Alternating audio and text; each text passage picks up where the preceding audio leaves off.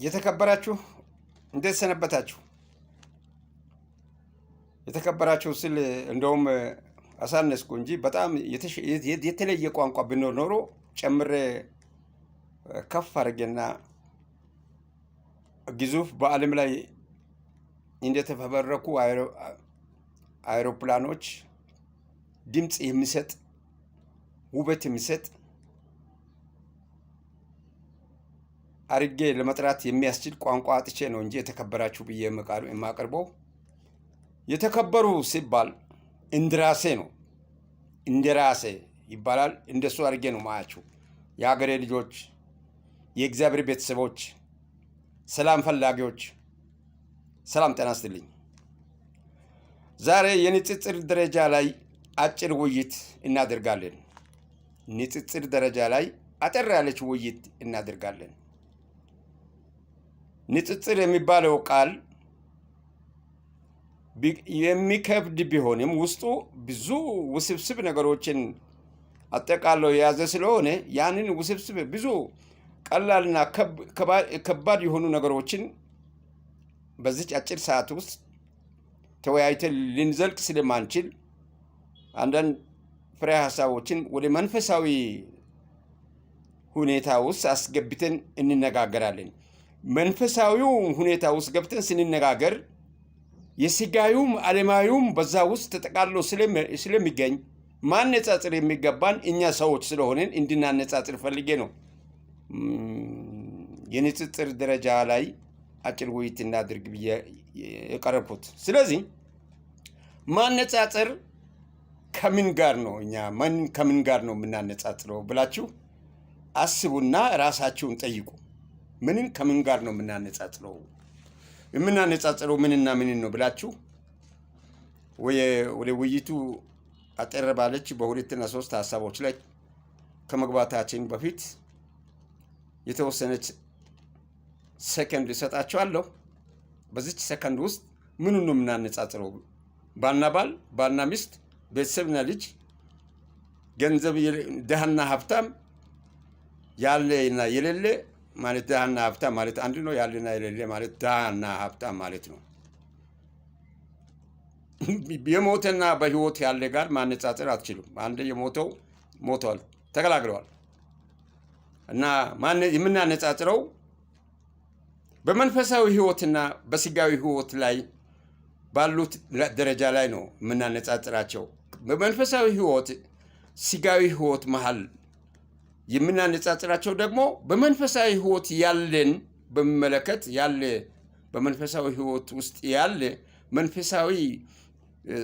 በመንፈሳዊ ተግባር ላይ ለመፈጸም ተሰማራሁ የሚል ራሱን ማነጻጸር ያለበትን ጉዳይ ላይ ነው ጠለቅ አድርጌ የማስበው። ያኛውን ግን ለጊዜው ዘልዬ አልፋለሁ። ማንና ምንን ብለን ነው ወስደን እናነጻጽራለን ብለን የምናነጻጽረው ማንና ምንን ወስደን ብለን ካየን ከሁሉ አስቀድመን በማንነታችን ላይ እርግጠኞች የሆንን ሰው ከሆንን ነው። እኔ ሰው መሆንን እርግጠኛ ሆኜ ከተነሳው አንተም አንቺም ሁላችን በማንነታችን እርግጠኞች እንሁን። ለማነጻጸር አንድ ነገር ለማነጻጸር ይሄ ሐሳብ ራሱ በማንነታችን አስቀድመን እርግጠኞች እንሁን የሚለው ጥያቄ ሐሳብ ብዙ ያስከደናል፣ ብዙ መንገድ ያስከደናል። ያንን አልሄድበትም፣ አሳጥራለሁ። ወደ መንፈሳዊ ማንነታችን ላይ እንምጣ። ራሳችን እንሁን። መጀመሪያ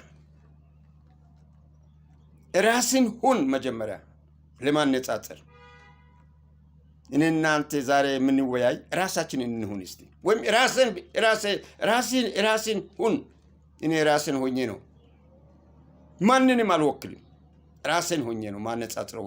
ከማን ጋር እንደማነጻጸር ይደርሳለሁ፣ ትሰማላችሁ። ከማን ጋር እንደማነጻጸር እንዳለብኝ እናወራለን፣ እንወያያለን። ራሳችን ስንሆን ወይም ራስን ስትሆን የምታነጻጽረውን ታገኛለህ። በመንፈሳውም ቢሆን በስጋዊ ዓለም ቢሆን በየትኛውም ቦታ ራስን ሆነ ካልተገኘ በስተቀር ልታነጻጽረው የምታነጻጽራቸው በሙሉ ከንቱ ነው። ውበት የለውም፣ ፍሬ የለውም፣ ቅጠል ብቻ ነው። ስለዚህ መጀመሪያ ስታነጻጽር ራስን ካገኘህ ራሳችንን ካገኘን ራስን ካወቅ ራሳችንን ካወቅን ሰው መሆናችንንና ምንነታችን ከለየን እግዚአብሔር ባንተ በኔ ሊፈጽም ምን እንደፈለገ እግዚአብሔር በኔ ባንተ ሊፈጽም ምን እንደፈለገ ዓለም ከተፈጠረ ጊዜ ጀምሮ እግዚአብሔር በሰው ላይ የሚሰራው ስራ አለ። እግዚአብሔር በሰዎች ላይ ስራ ይሰራል። አዳም ላይም ሰርቷል፣ ኖህም ላይ ሰርቷል፣ አብርሃም፣ ይስሐቅ፣ ያዕቆብ ዛሬ ትውልድ በምንቆጥራቸውም ላይ ሰርቷል። ከዛም በኋላ ባሉ ነቢያቶችም እግዚአብሔር ሰርቷል። እነሱ ራሳቸውን አውቆ ራሳቸውን ካወቁ ጊዜ ጀምሮ ስለሌላው አይደለም። እነዛ እነ ኖህም እነ አብርሃምም እነ ይስሐቅ ያዕቆብ ትውልድ እስከ ዳዊት ዘር ድረስ ያለው መጀመሪያ ራሳቸውን ስላወቁ ራሳቸውን አውቆ ማወቅ የሚገባቸውን ስላወቁ እግዚአብሔር የሰራ ስለሆነ እግዚአብሔር በአንተ ምን ሊፈጽም እንደፈለገ ማሰብ እኔ ማሰብ አለብኝ፣ አንተ ማሰብ አለብህ። ምንድን ነው አሁን እግዚአብሔር በኔ ምን ሊፈጽም ብሎ ነው ብለህ ማነጻጸር ትጀምራለህ። እግዚአብሔር ሊፈጽም ያስበውን ራስን ካገኘ በኋላ ራስን ባገኘው መሰረት ራሳችንን ባገኘንበት ቦታ ላይ ሆነን የምናነጻጽረው ነገር አሁን እዚህ ላይ ነው እያሳጠርኩ ከዛ ወጥቼ ወደ መንፈሳዊ ውይይት ላይ እየመጣው ስለሆነ ይቅርታ አድርጉልኝ። ወደዛ ሁለት መስመሩን ሰነጠቀ እንዳትሉኝ፣ ዝም ብላችሁ ብትከታተሉና የሚጠቅማችሁ ሊሆን ስለሚችል እኔም ይጠቅመኛል ብዬ ያልኩ ስለሆነ ራሴን ያገኘው ስለሆነ በራሴ በኩል የማቀርበው ሐሳብ እናንተም ሰምታችሁ እንድታልፉ ፈልጌ ነው። ስለዚህ እግዚአብሔር ባንተ ምን ሊፈጽም ምን ሊያድርግ እንደፈለገ አስብ ስታነጻጽር። መጀመሪያም ራስን አግኝታልና ማነጻጸሪያ ደረጃው ላይ የምትሄደው ሚዛን ላይ የምትወጣው እግዚአብሔር በኔ ምን ሊፈጽም ፈልጎ ነው ብለህ ታስብና አንተ ከራሴ ጋር ታነጻጽራለህ። አሁን አንተ ባለህበት ቦታ ላይ ሆነ ወደ እግዚአብሔር በኔ ላይ ምን ሊያደርግ እኔን ምን ሊፈጽም በኔ ላይ ምን ለማድረግ ፈልጎ ነው ብለህ ስታስብ ማነጻጸር ትጀምራለህ። እግዚአብሔር ገና አንተ በውስጥ ያላገኘው ነገር ያስቀመጠው ምን እንደሆነ ብለህ ለማግኘት ማነጻጸር ትፈልጋለህ። ከዛ በኋላ ምንድን ነው የምትሆነው? ስለዚህ እኔ እግዚአብሔር በውስጥ ያስቀመጠውና ከኔ የሚፈልገው ነገር አለ። ስለዚህ እኔ እግዚአብሔርን በምን መልኩ ነው ማግኘት የሚችለው ብለህ የክርስቶስ ቤተሰብ ወደ ክርስቶስ ቤተሰብነት ትመጣለህ። ወደ መንፈሳዊ ህይወት ውስጥ ትገባለህ። ለማነጻጸር መንፈሳዊ ህይወት ውስጥ ስትገባ እግዚአብሔር ባንተ የሚፈልገው ምን እንደሆነ ታስባለህ። አሁን የክርስቶስ ቤተሰብ በምትሆንበት ጊዜ እግዚአብሔር ባንተ ምን ሊሰራ እንደፈለገ በክርስቶስ ቤተሰብነት ከራሴ ጋር ማነጻጸር ትጀምራለህ። ራስን የክርስቶስ ቤተሰብ አድርገህ ወሰድተሃልና እኔ የክርስቶስ ቤተሰብ ነኝ ብለሃልና የሚለውን ሀሳብ ውስጥ ከሌላው ሁሉ ወጥተህ እዛ ላይም እኔ አሁን ምን እያደረግኩ ነኝ የክርስቶስ ቤተሰብ ከሆንኩ ብለህ የምታነጻጽራቸው ነገሮች ይቀርቡልሃል። በአእምሮ ውስጥ ከስራ ጋር በስጋዊ እንቅስቃሴ ውስጥ በስጋዊ አይኒ በምትፈጽመው ተግባራት ካሉት ከጓደኞችም ጋር ከሌሎች ጋር አብሬ የምታደርጋቸውን ራስን ባወክበት ቦታ ላይ ሆነ ራስን ባገኘበት ቦታ ላይ ሆነ እግዚአብሔር ባንተ ምን ሊያደርግ ባንተ ምን ሊፈጽም እንዳሰበ በክርስቶስ ቤተሰብነት ማሰብ ትጀምራለህ፣ ማነጻጸር ትጀምራለህ። ይሄኔ በክርስቶስ ውስጥ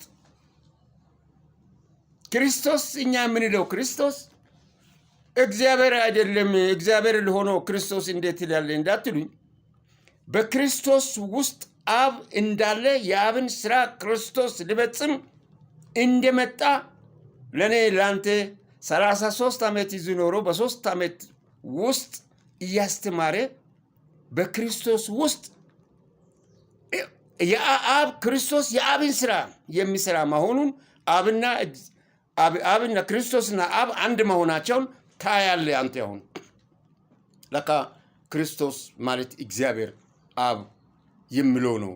የአብን ስራ ነው እዚህ መሬት ላይ ወርዶ የሰራው። እግዚአብሔር መንፈስ ነው። መንፈስን ያየ የለም። በስጋዊ አይን መንፈስን ያየ ቅድስት ድንግል ማርያም ብቻ ነች። ክርስቶስ ከሞት ተነስተው መንፈስ ከሆነ በኋላ ምን ትፈልጋለሽ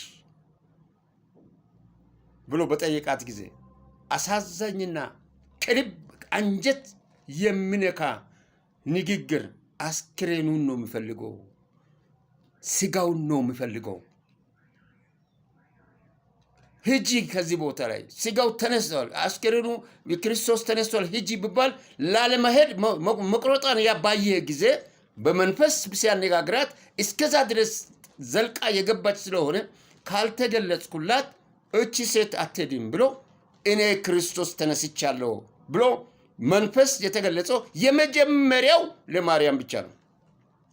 ማርያም ተገለጸላት። ከማርያም በስተቀር መንፈስን ያየ የለም። ክርስቶስ መንፈስ ሆኖ ማርያም አግኝታለች። ስለዚህ እንደ ማርያምም ንጹሕ ድንግል አይደለም፣ ንጹሕ አይደለንም። እግዚአብሔርን መንፈስ ልናይ አንችልም። መንፈሳዊ ካልሆነ በስተቀር በስጋ አይን ማየት አንችልም። በመሆኑም በክርስቶስ ውስጥ አብ እንዳለ የአብን ስራ ክርስቶስ ሊፈጽም እንደመጣ የክርስቶስ ቤተሰብ ከሆንን እኔና አንተ አሁን የክርስቶስ ቤተሰብ ነን የምንል ከሆነ ራሳችንን አየን ማለት ነው፣ አወቅን ማለት ነው። ራሳችን አሁን ልናነጻጽር የምንሄደው ከምን ጋር እንደሆነ እንለያለን። ክርስቶስ ምን ሰራ ብለን ራስን ይጠይቃለሁ፣ አነጻጽራለሁ ከራሴ ጋር። አሁን የክርስቶስን ቤተሰብ ከሆንኩ የክርስቶስ ከሆንኩ ክርስቶስ ምን ሰራ ምሎን ማነጻጽር ይጀምራለሁ። ንግድ ነገደ አላነጻጽርም። እርሻ አረሰ አላነጻጽርም። እርሻ አራሾች ጋር አላነጻጽርም። ንግድ ነጋዴዎች ጋር አላነጻጽርም። ፖለቲካ ካድሬዎች ጋር አላነጻጽርም። ከአገር መሪዎች ጋር አላነጻጽርም። ክርስቶስ ምን ሰራ? እኔ የክርስቶስ ቤተሰብ ከሆንኩ ክርስቶስ ምን ሰርቷል የምለውን ራስን በክርስቶስ ያገኘው ስለሆነ ውስጥን ያገኘው ስለሆነ በመንፈሳዊ ሕይወት ያገኘው ስለሆነ አሁን የማነጻጸር የሚፈልገው የክርስቶስ የሰራቸውን ስራዎችና አሁን እኔ የሚሰራቸውን ስራዎችን ነው ማነጻጸርም ጀምረው። እውነት እኔ የክርስቶስ ነኝ ብዬ ማነጻጸር ይጀምራለሁ።